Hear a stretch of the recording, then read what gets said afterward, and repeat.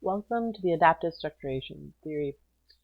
Basically, this theory says that, or suggests that, there are internal and external influences that change the structure and purpose of an established technological resource to enrich the learning experience or the experience of the target users. This theory is basically based upon the concept that there are two types of users. There's faithful appropriation, in which the use of technology of the technological resource is used in a way that it was intended to be used. And then there's unfaithful appropriation, which modify usage of a technological resource to achieve a desired goal. When individuals use a tool in a method that it was not intended to, then the organization adapts the tool to suit the needs of the user. This is the basis of the adaptive structuration theory.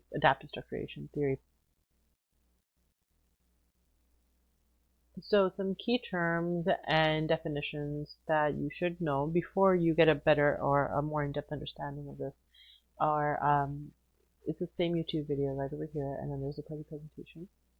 So some of the key concepts that one should know are structuration. Structuration basically means the theory that people enter into a situation or groups that they did not create, yet they have the ability to make changes within the group.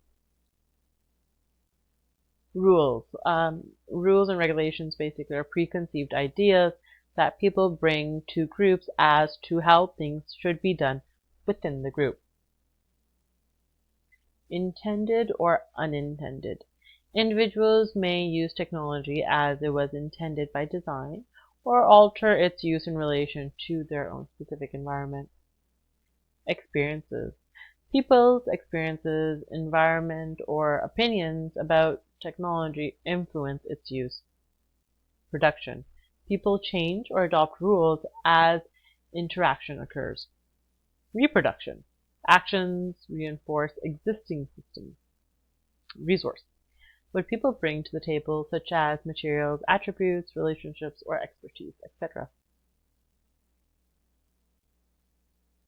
Unfaithful appropriation. People do not use technology for the purpose it was intended for. Faithful appropriation. People do use technology as it was intended to be used. Repetition. Repetition of these new frameworks can result in changes in social or organizational structures or even technological design. Now, the basic theoretical foundation of this theory is that it's basically based upon Anthony Giddens' structuration theory, which suggests that individuals or agents and the social structures both collaboratively produce and reproduce the social systems of that context. Based on this theory, Poole and De Sanctis created the adaptive structuration theory that provides an understanding of how technology and the social systems both interact together. The adaptive structuration theory suggests that there are internal and external influences that change the structure and purpose of an established technological resource to enrich the experience of the target user. So there's two types of methods of using the technology. There's faithful appropriation, which we had mentioned before, and unfaithful appropriation. When unfaithful appropriation occurs, then the organizations adapt to the tool to suit the needs of the user. Some key characteristics about this theory are that there are three factors that basically determine how the technological tool will socially interact with the user. There's the actual structure. That's the actual structure of the technology that is being used, such as the features, models, structural features, and creative features such as efficiency, leadership, conflict management, etc.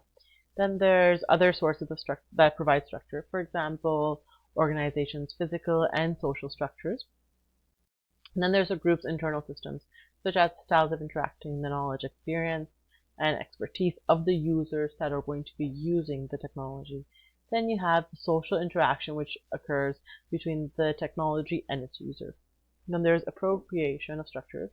There's faithful appropriation, and then there's also unfaithful appropriation.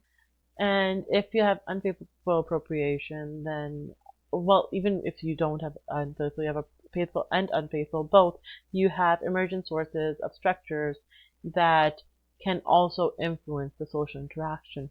So what happens is that then you have the decision process that starts, in which ideas start getting generated, participation occurs, conflict management for troubleshooting. This is where the behavior of the individuals and users starts becoming influenced. After that, what you have is, if you have unfaithful appropriation, then you have new social structures, new rules, new resources that are created. Then again, it goes into the decision process. And when the decision process, new ideas generate, conflict resolution management, that's because of the new rules and resources and relations. Then you have a decision outcome, which basically has a higher efficiency, better quality, better consensus, and more commitment from the user as well. Now, in terms of education, what happens is that there are a few educational implications that are evident because of the adaptive structuration theory. So, the adaptive structuration theory can be used in the educational context because it allows for anonymous communication. Group members that are hesitant are able to freely communicate. It levels the playing field for participation. For example, people can use the technology for ways it was intended, and others can also use it in a way that it was not intended in order to help enhance their own personal learning experience. Another benefit is that status and our social influences are eliminated. These factors that often intimidate people in groups are erased. Some teaching ideas that are evident based upon the adaptive structuration theory within the K-12 classroom context. Initially, Facebook was created as a social platform for individuals to interact. Educators can use Facebook pages. They can create their own classroom Facebook pages. They can create their own school pages. Educators can use this page as a means of posting class-relevant information, deadlines, post reminders, ask students to collaboratively work together, have active and formative and effective discussions also. And Twitter is being used more commonly now than before as well. Educators can create their own hashtags for their own classes or school.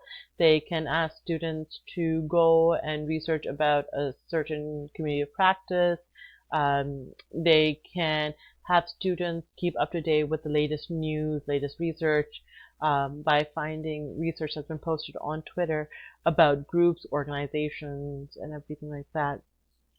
Furthermore, you can also use the adaptive structuration theory. This video on this webpage basically gives you a more detailed understanding of this in the administrative school environment as well. Teachers can collectively get together with school administration and go over the technology or the technological tools that are at hand and to basically gather, brainstorm ideas on how it can be effectively used to help promote the educational learning of the students and achieve desired learning goals as well. So you can use the tool in terms of a faithful appropriation method or an unfaithful one. All teachers, as they all collectively get together, they can bring in their expertise, their experiences, their knowledge, and as a group, they can make the learning experience more beneficial for the student.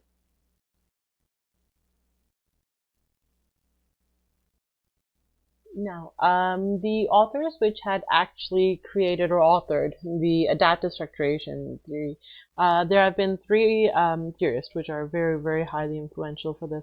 There is Anthony Giddens. He is a renowned sociologist who has published over 34 books and over 200 articles. He has a vast academic background in sociology and psychology. His most notable contributions are the theory of structuration and his holistic views on modern societies. He is also very politically involved. He is currently the emeritus professor in the Department of Sociology at the London School of Economics. He had basically assisted Tony Blair. He was an advisor to Tony Blair as well. Then you have Marshall Scott Poole, who in 1994, him and Jordan and DeSantis both co-authored the adaptive structuration theory. Now, he has published over 122 publications. He is currently serving as a professor of communications and a senior research scientist at the University of Illinois. He has a very, very strong background in the communication arts. You have Girardine de Sanctis. She had published 73 publications and acted as a visiting professor to various international universities. She had a bachelor's and a master's degree in psychology, and for her PhD, she had acquired it in management with a keen focus on organized behavior and information systems.